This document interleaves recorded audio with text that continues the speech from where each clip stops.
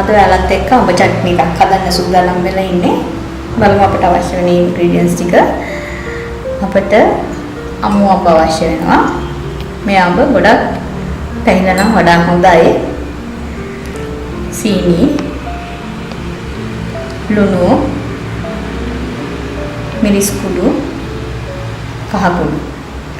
සමහර අය අඹ චට්නි වලට විනාගිරි දානවා. මම විනාගිරි දාන්නේ නැහැ. සාමාන්‍ය විදිහට අඹ චට්නි හදන්නේ විනාගිරි නොදා. බලමු අපි අපේ අඹ චට්නි එක හදා ගන්න ආකාරය. මුලින්ම අපි අඹ ටික මෙන්න මේ ආකාරයට ග්‍රේටර් එකකින් ගා ගන්න.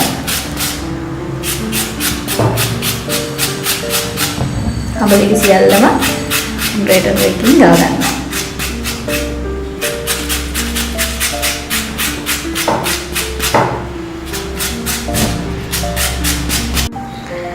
අපේ අඹ ටික මෙන්න මේ ආකාරයට ග්‍රේටර් එකෙන් දාගත්තා වට පේනවා ඇති.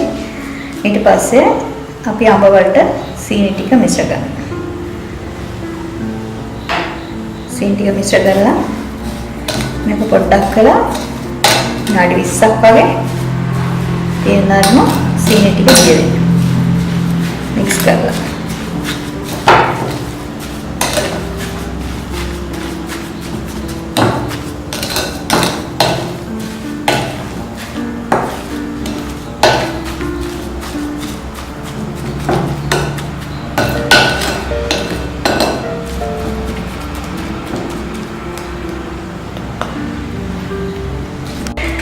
අපි සීනි වල දාපු අඹ ටික මේ ආකාරයට මැටි හට්ටියකට දාගන්න.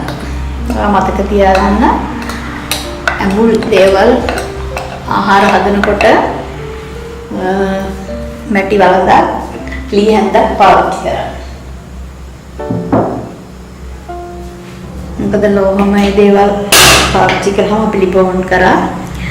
ලෝහමය දේවල් පාවිච්චි කරාම අපේ ශරීරයට අහිතකර ප්‍රතික්‍රියා සිද්ධ වෙනවා ඇඹුල් එක්ක. දැන් මේ අඹ ටික අපි අඩු ගින්දරේ සීනි වලින් තැම්බෙන්න ආරයි.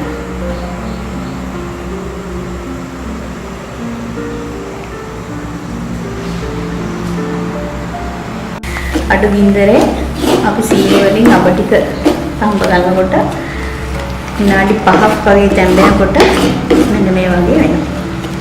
දැන් අපිට ටික හොඳට තැම්බිලා. අපි මේකට එකතු කරගන්නමු මිරිස් කුඩු.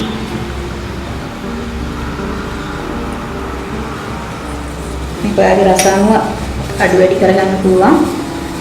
මිරිස්.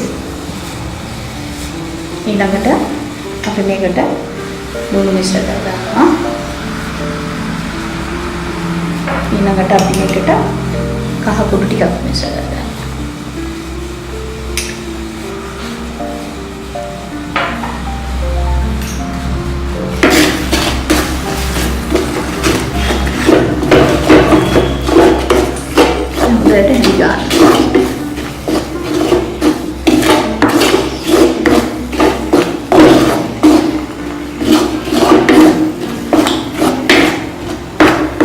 මට මම පෙන්නන්නම් මගේ ලිපේ ගින්දර මෙන්න මේ වගේ ඉතාම අඩුවෙන් තියෙන්නේ.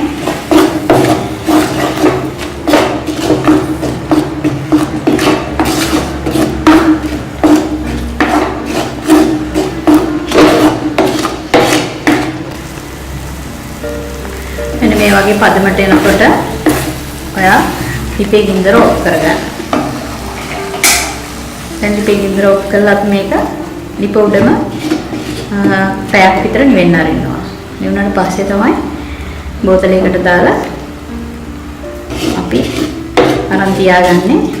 අපිට මේක ශීතකරණේ තියාගත්තොත් නම් මාස 2-3ක් වුණා ආහාරයට ගන්න පුළුවන්. ඇත්තටම මම මේක හැදුවේ මගේ තව වීඩියෝ එකකට අවශ්‍ය කරන නිසා මම මේ අඹ චට්නි එක යූස් කරලා තව ආහාරයක් හදන්න බලාපොරොත්තු වෙනවා. ඊළඟ වීඩියෝ එකේදී මම ඔයගොල්ලන්ට පෙන්නන්නම් අඹ චට්නි දාලා හදන තවත් කෑමක්.